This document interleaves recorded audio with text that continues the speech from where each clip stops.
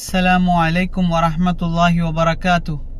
الحمد لله رب العالمين والصلاة والسلام على أشرف الأنبياء والمرسلين وعلى آله وصحبه وسلم تسليما كثيرا أما بعد.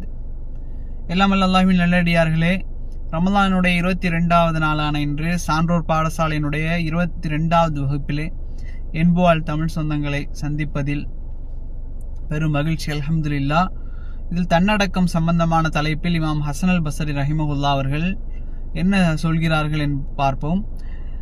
இமாம் அவர்கள் சொல்வதாக யூனுஸ் அவர்கள் அறிவிக்கிறார்கள், நான் அறிஞர்களில் பல மக்களை பார்த்திருக்கிறேன். அவர்களில் ஒருவர் மக்களோடு அமர்வார். அந்த மக்கள் அவரை வாய் பேச முடியாதவர் என்று எண்ணுவார். அவருக்கு வாய் பேச முடியாமை என்பது இருக்காது. நிச்சயமாக அவர் ஒரு மார்க்க சட்ட நிபுணராக அவர் இருப்பார் என்பதாக அவர்கள் சொல்றாங்க. இதனுடைய கருத்து என்ன அப்படின்னு சொன்னா, அந்த காலத்து அறிஞர்களுடைய மேலான பண்புகளை இந்த கூற்று விவரிக்குது. எப்படி அக்காலத்தினுடைய அந்த அறிஞர்கள் மிக அடக்கமானவர்கள், அலட்டி கொள்ள மாட்டார்கள். அவர்கள் எப்படி இருப்பாங்க அப்படின்னு சொன்னா, மிக பணிவுள்ளவர்கள், பகட்டை விரும்ப மாட்டார்கள். தெரிந்தாலும் கூட தெரியாததை போல அமைதியாக இருப்பார்கள். அவர்களுடைய கல்வி ஆழமாக இருப்பதை போன்று அவர்களிடம் அடக்கமும் பணிவும் என்பது அதிகமாக இருக்கும். அவர்கள் பிறரிடமிருந்து நல்ல விஷயங்களை கேட்கத்தான் அதிகமாக ஆசைப்படுவார்களே தவிர குறைவாகத்தான் அவர்கள் பேசுவார்கள்.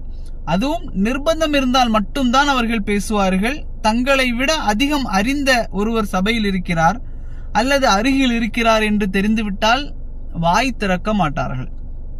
அந்த அறிஞரிடம்தான் அவர்கள் என்ன செய்வாங்க, திரும்புவார்கள். இந்த இடத்தில் பேசவில்லை என்றால் அல்லது வாய் திறக்கவில்லை என்றால் அல்லாஹ் குற்றம் பிடிப்பான் அப்படிங்கிற ஒரு நிலை வந்தால் மட்டும்தான் அவர்கள் பேசுவார்கள். அவர்கள் வாய்ப்பை தேடி அலைய மாட்டார்கள். சபைகளை நோக்கி அவர்கள் ஓட மாட்டார்கள். மிம்பர்களில் ஏறி நிற்க அவர்கள் விரும்பவே மாட்டார்கள். கல்வியை கற்பதிலும் தங்களுடைய உள்ளங்களை சீர்திருத்தம் செய்வதிலும் கற்றதின்படி நல்ல அமல்களை செய்வதிலும் இறை வழிபாட்டிலும் அவர்கள் கவனம் செலுத்துவார்கள். ஆகவேதான் மக்கள் அவர்களை தேடி வந்தார்கள். அவர்கள் மக்களை தேடி செல்லவில்லை. சபைகள் அவர்களை அழைத்தன. அவர்கள் சபைகளின் வாய்ப்புகளை எதிர்பார்க்கவில்லை. மிம்பர்களில் ஏறி பிரசங்கம் கொடுக்க அழைப்புகள் வந்தன. அவர்கள் அவற்றின் மீது ஏறி நிற்க ஆசைப்பட்டதில்லை. அவர்கள் ஒதுங்கி ஓடினார்கள். மக்கள் அவர்களை சுற்றி வளைத்தார்கள். மக்களிடம் பெயர் புகழ் பரவுவதை அவர்கள் வெறுத்தார்கள். தங்களது அமல்களையும் வழிபாட்டையும் அவர்கள் மறைத்து செய்தார்கள். தங்களிடத்தில் கேட்டு வரக்கூடியவர்களிடம் அவர்கள் கேட்பது தங்களுக்கு தெரிந்திருந்தாலும் கூட மூத்தவர்களிடம் அதை கேளுங்கள் அல்லது என்னை விட அதிகம் தெரிந்தவர்களிடத்தில் கேளுங்கள் என்று சொன்னவர்கள் தங்களுக்கு தெரியாத ஒன்றை பற்றி பேசுவார்களா? நினைத்து பாருங்கள். ஆனால் இன்றைக்கு தன்னை விட கல்வியாளர் இல்லை, தன்னை விட மிகப்பெரிய பேச்சாளர் யாரும் இல்லை, தன்னை விட அறிஞர் யாரும் இல்லை, தன்னை விட ஃபத்வா கொடுக்கக்கூடியவர் யாரும் இல்லை, தனக்கு மேல் அறிந்தவர்கள் யாரும் இல்லை என்று எண்ணக்கூடிய மக்கள் தான் அதிகமாக இருக்கிறார்கள். அல்லாஹ் பாதுகாத்தவர்களை தவிர. இமாம் மாலிக் ரஹிமஹுல்லா அவர்களிடம் 48 கேள்விகள் கேட்கப்பட்டன. 48 கேள்விகள்.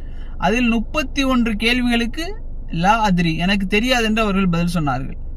மற்றொரு முறை 40 கேள்விகள் கேட்கப்பட்டன. ஆனால் 5 கேள்விகளுக்கு மட்டும்தான் பதில் கொடுத்தார்கள்.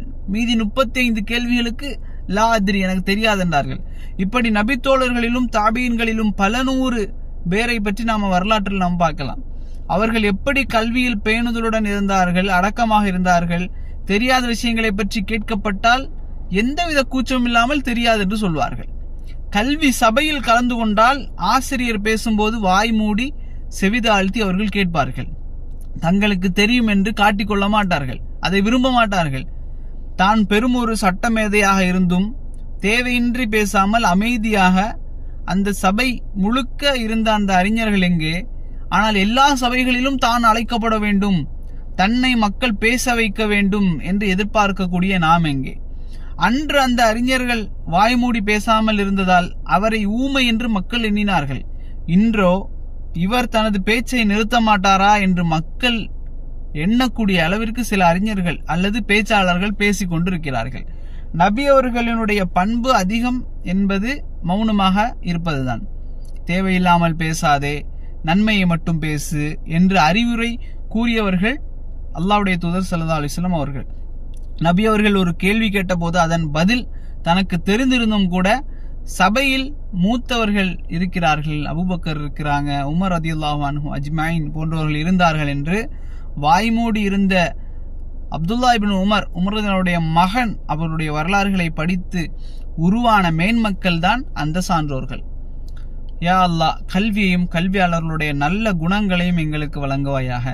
யா அல்லாஹ், பலன் தராத கல்வியை விட்டும் அறியாதவர்களினுடைய குணங்களை விட்டும் எங்களை பாதுகாப்பாயாக.